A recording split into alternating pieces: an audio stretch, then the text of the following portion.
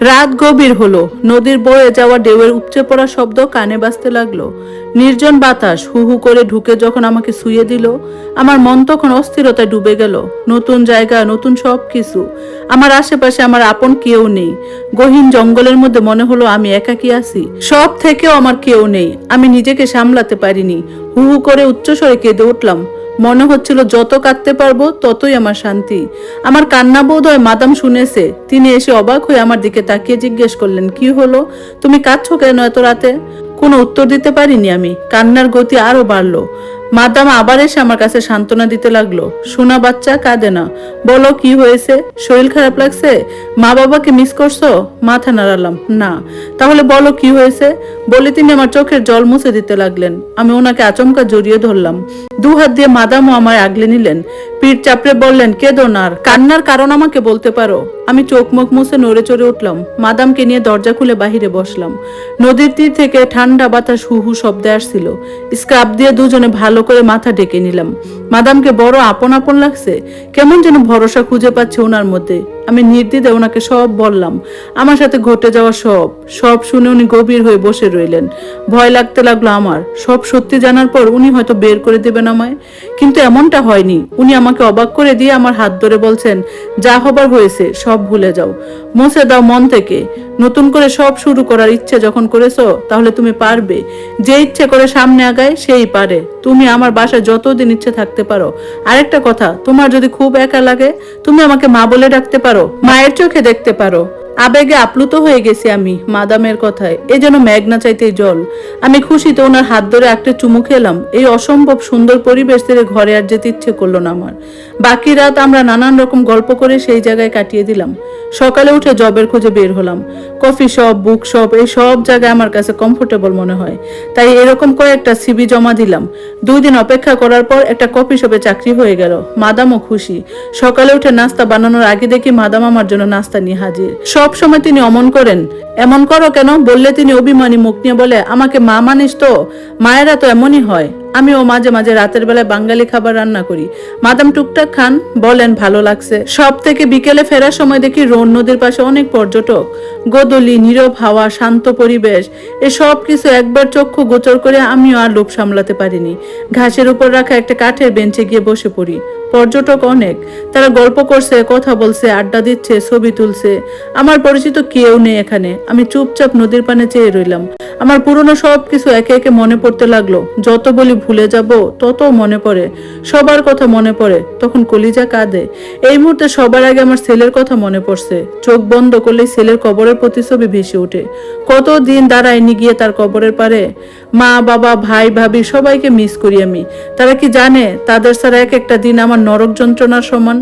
আর রোশান, যাকে ভালোবাসতাম, তার কথা আমি মাথা থেকে সরাতেই পারি না। বারবার মনে হয় একবার তার সাথে কথা কই। মনে প্রশ্ন জাগে অনেক, সে কি আমায় মিস করে, নাকি বোর তাবিজ করাতে আমাকে তার মনেই নেই। তারা সবাই কি এটা ফিল করছে, একটা জলজ্যান্ত মানুষ সবার থেকে হারিয়ে গেল। খোঁজ করছে আমার জন্য একটুখানি কষ্ট হয় তাদের। হয়তো হয়, হয়তো হয় না। গভীর একটা দীর্ঘশ্বাস বেরিয়ে এলো বুক থেকে। আজকের রাতটা অপূর্ব। চাঁদনি রাত, চাঁদের আলো ভেসে যাচ্ছে চারদিক। মন কাড়া ঠান্ডা বাতাস বইছে অবিরাম।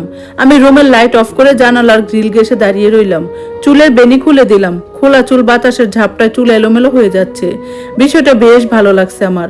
নদীর জলে চাঁদের আলো ঝিকিমিকি করছে, যেন সোনা ছড়িয়ে পড়েছে জলের বুকে।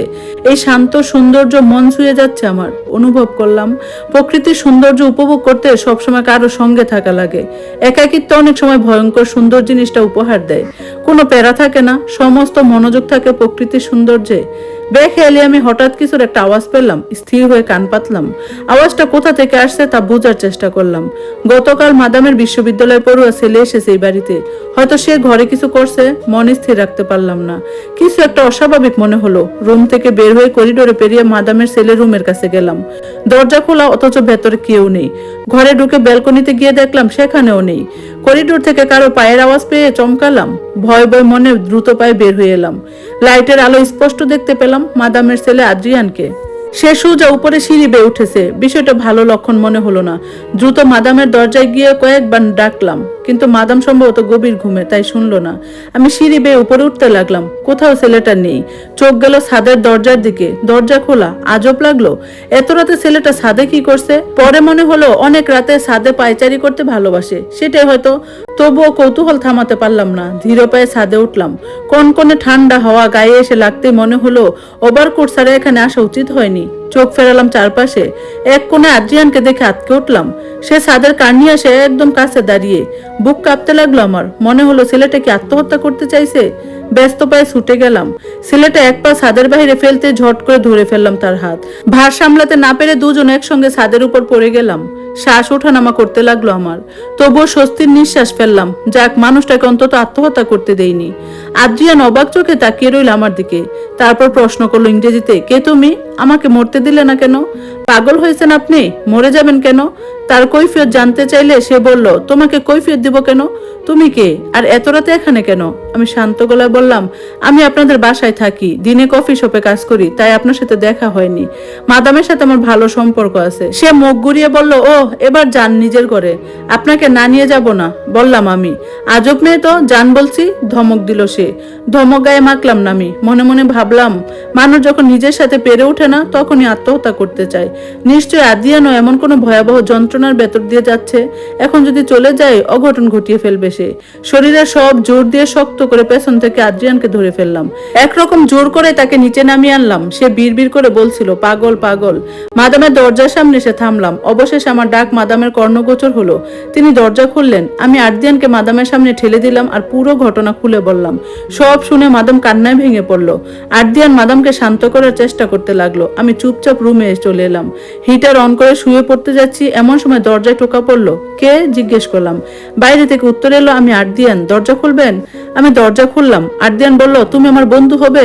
আচমকা এমন প্রস্তাবে আমি চমকালাম। কিছুক্ষণ চুপ থেকে বললাম, হব। আমার সাথে বেলকনিতে গিয়ে বসবে, একটু কিছু শেয়ার করতে চাই তোমার সাথে। ওকে বললাম। গায়ে ওভারকোট জড়িয়ে বের হলাম। পাশাপাশি দুটি চেয়ারে বসে পড়লাম আমরা। আদ্রিয়ান সব খুলে বলল, প্রেমজনিত কষ্ট, প্রেমিকা ছেড়ে অন্য সম্পর্ক চলে গেছে, তাই সে আর বাঁচতে চায় না। আমার মনে হলো আমার সাথে ঘটে যাওয়া সব বলি তাকে।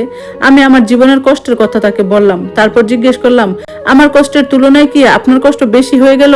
আমি তো একবারও মরার কথা চিন্তা করিনি, বরং শান্তিতে বাঁচার জন্য কত লড়াই করছি। আমার কথায় সে ভরসা পেল। বলল, মন খারাপ হলেই তোমার সাথে কথা বলবো, কেমন? অনেক হালকা লাগছে তোমার সাথে কথা বলে। তুমি অনেক জোস মেয়ে। এবার রুমে চলে যেতে পারো, তুমিও ঘুমাও, আমিও ঘুমাবো। মাদাম আর আদ্রিয়ানের সাথে আমার একটা ভালো সম্পর্ক হয়ে গেল, খুব ঘনিষ্ঠ সম্পর্ক।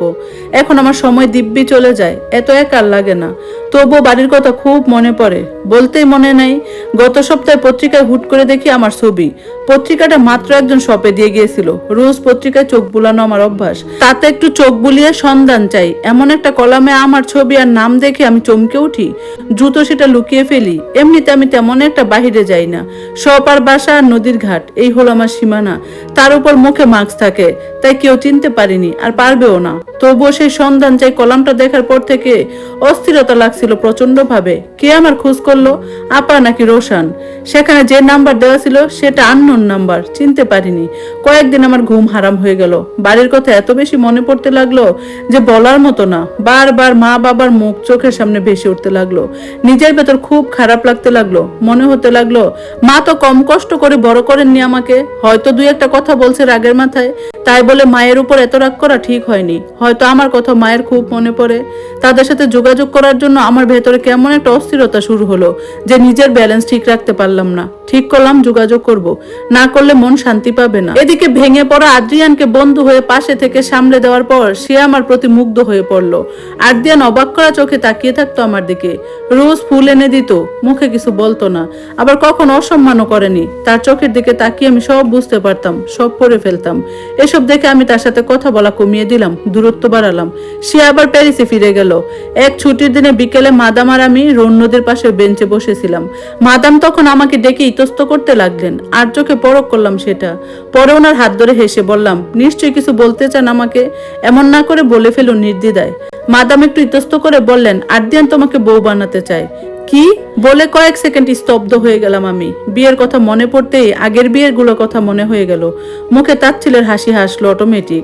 মাদামকে বিনয়ের সুরে বললাম, আপনি তো জানেন আমার সবকিছু। জীবন আমাকে কতবার পরীক্ষা করছে, কতবার মানুষ আমাকে ঠকিয়েছে। আমি আর বিয়ের সাথে জড়াতে চাই না, প্লিজ। মাদাম আমাকে অনেক কিছু বুঝালেন, বললেন তোমার মনের অবস্থা সব বুঝতে পারছি, কিন্তু জীবনে একা একা থাকা যায় না। যারা বলে যায় তারা আবেগের বশে বলে। আজ তুমি ইয়ং মেয়ে, কাল তোমার বয়স বাড়বে, তখন তোমার শক্তি থাকবে না, তখন তোমার আশ্রয় কি হবে? কার ভরসায় তুমি থাকবে বলো? শোনো মেয়ে, তোমার থেকে আমার অনেক অভিজ্ঞতা আছে জীবন নিয়ে। জীবনকে শেষ একবার সুযোগ দিয়ে দেখো। আদ্রিয়ানকে আমি জন্ম দিয়েছি, আমি জানি আমার ছেলে কেমন। তুমি তার জীবনে নতুন আলো এনেছো। হয়তো আমি বেঁচে থাকবো না, কিন্তু আমি হলফ করে বলতে পারি তার সাথে তুমি ভালো থাকবে, সুখে থাকবে। হয়তো তোমার জীবনে এত কিছু হয়েছে যাতে তুমি আদ্রিয়ানকে কাছে আসতে পারো, একজন সঠিক মানুষের কাছে। মায়েরা মিথ্যা বলে না কখনো। আমার কথা তুমি রাখো। আমি কিছু বলার সাহস পাচ্ছিলাম না। মাদামের একটা কথা ফেলে দেওয়ার মতো ছিল না। আবার আমার ভেতর থেকে আমি নতুন করে বিয়ে মেনে নিতে পারছিলাম না। অনেক কষ্টে জীবনকে একটু গুছিয়ে নিয়েছি। আবার যদি ঠকি তাহলে হয়তো জীবনে এখানে ইতি টানতে হবে আমার। তাছাড়া ভেতর থেকে সব অনুভূতিগুলো মরে গেছে অনেক আগেই। মাদাম আমাকে সময় দিলেন ভেবে দেখার জন্য। আমি সারা রাত ভাবলাম। একবার মনে হলো মাদামের কথা শুনি, আবার মনে হলো না। এইসব এলোমেলো চিন্তা মাথা থেকে জেরে ফেলে আবার কাজে মন দিলাম। মাদাম আর জোর করলেন না। বছর খানেক কেটে গেল। এর মধ্যে আদ্রিয়ান অনেকবার এসেছে, শুধু ভালো মন্দ কথা ছাড়া আমাদের আর কথাই হয়নি। একদিন মাদাম গুরুতর অসুস্থ হয়ে পড়লেন। তাড়াতাড়ি হাসপাতালে নিয়ে গেলাম। এতটাই খারাপ অবস্থা হলো যে ওনার ছেলে মেয়ে পরের দিন সকালেই চলে এলো। বয়স বাড়লে রোগ মানুষের পিছু ছাড়ে না।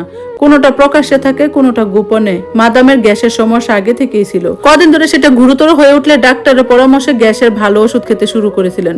তখনও বিস্তারিত পরীক্ষা করা হয়নি। সেদিন ব্যথা এত তীব্র হয়ে উঠেছিল যে মেডিকেলে নিতেই হলো। সেখানে পরীক্ষা করে দেখা গেল ওনার ব্লাড ক্যান্সার হয়েছে।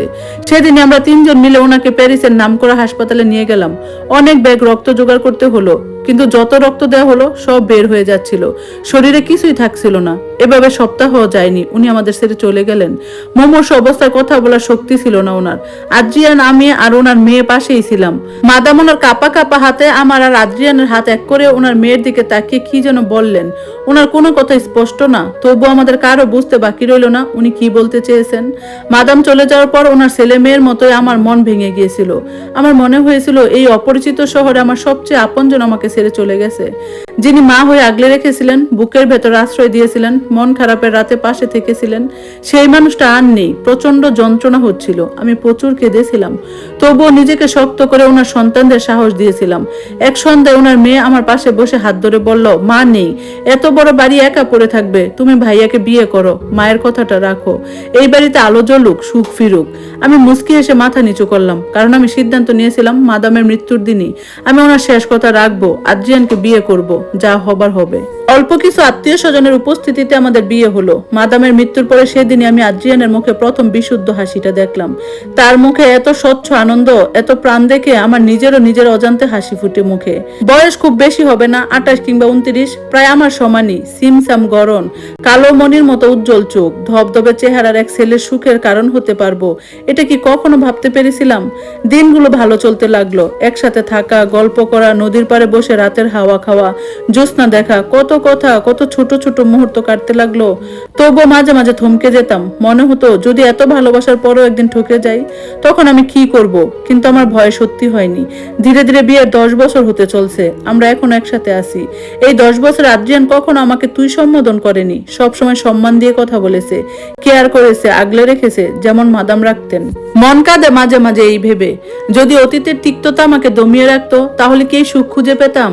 আফসোস হতে লাগলো, কত ছেলে মেয়ে আছে যারা একবার আঘাত পাওয়ার পরে আর কাউকে বিশ্বাস করতে পারে না, আর খারাপ অতীতের জন্য জীবনের সত্যিকারের সুখ অজান্তেই হারিয়ে ফেলে তারা। আমার একটা মেয়ে বাবু হয়েছে, নাম দিয়েছি আলিজা। অসাধারণ কিউট, বাবার মতো দেখতে হয়েছে একদম। সারা বাড়ি মাথিয়ে রাখে সে। বিয়ের 2 বছর পর আমি আলিজা সহ আদ্রিয়ানকে নিয়ে বাংলাদেশে গিয়েছিলাম। যাওয়ার আগে আপুদের সাথে যোগাযোগ হয়েছিল। বাড়ি গিয়ে মাকে দেখে মনে হলো তিনি কতটা অপেক্ষায় ছিলেন আমার। মা আমাকে বুকে জড়িয়ে অনেকক্ষণ কাঁদলেন, কত অভিমান ঝাড়লেন, সবাই কাঁদলো। আমি ছেলের কবরের পাশে গিয়ে হাউমাউ করে কেঁদে বিদেশে ছিলাম, বাংলাদেশে মাসখানেক ছিলাম। মাকে কথা দিয়ে আসছি নিয়মিত যোগাযোগ রাখবো, কিন্তু রোশান আর নিশানের খোঁজ নেওয়ার ইচ্ছা আমার একটুও হয়নি। বেঈমানদের কোনো খোঁজ নেওয়ার দরকারও নেই। মায়ের সাথে রোজ যোগাযোগ হয় আমার, সবার সাথে এখন সম্পর্ক ভালো। সেদিন মা বললেন নিশানের বউ নাকি একটা বাচ্চা রেখে পালিয়ে গেছে। আপুর থেকে শুনলাম রোশান নাকি প্যারিসেই থাকে পরিবার সহ। দুলাভাইয়ের সাথে হঠাৎ নাকি তার দেখা হয়েছিল। আমার কথা জিগাইলে দুলাভাই ইগনোর করে আসেন। তবে ভালো লাগলো পরিবার সহ থাকে শুনে। জাকিয়া মেয়েটার মিষ্টি মুখ চোখে ভাসলো। মেয়েটা যেন সবকিছু থেকে এভাবে আগলে রাখতে তার স্বামীকে। কোনো মেয়ে যেন তাদের জীবনে আর না আসে, রোশানও যেন তাকে ভালোবাসে। আমিও এখন প্যারিসেই থাকি। আদ্রিয়ান এখানে চাকরি করে, রোন নদীর পাড়ে সেই বাড়িতে এখন ভাড়াটিয়ে থাকে। নিচতলা আমাদের জন্য ফাঁকা রাখা, ছুটি পেলে আমরা সেখানে যাই। মাঝরাতে নদীর পাড়ে বসি, আমি তার কাঁধে মাথা রাখি, সে মাথায় হাত বুলিয়ে গল্প করে, নানান রকম গল্প।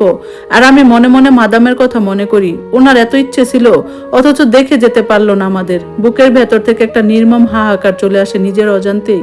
চোখের কোণে জল জমা হয়, চোখ বন্ধ করে বিড়বিড় করে বলি, তুমি নিশ্চয়ই আমাদের দেখছো মাদাম, নিশ্চয়ই তুমি দেখছো আমরা কেমন সুখে আছি। তুমি দোয়া রেখো আমাদের বন্ধন যেন কখনো ছিঁড়ে না যায়। তোমার বলা কথাগুলো যেন সবসময় সত্যি হয়। ধন্যবাদ সবাইকে এতক্ষণ গল্পটা শোনার জন্য। এটাই ছিল গল্পের শেষ অংশ। তো কেমন লাগলো অবশ্যই কমেন্টস করে জানাবেন। আজকের মতো আল্লাহ হাফেজ।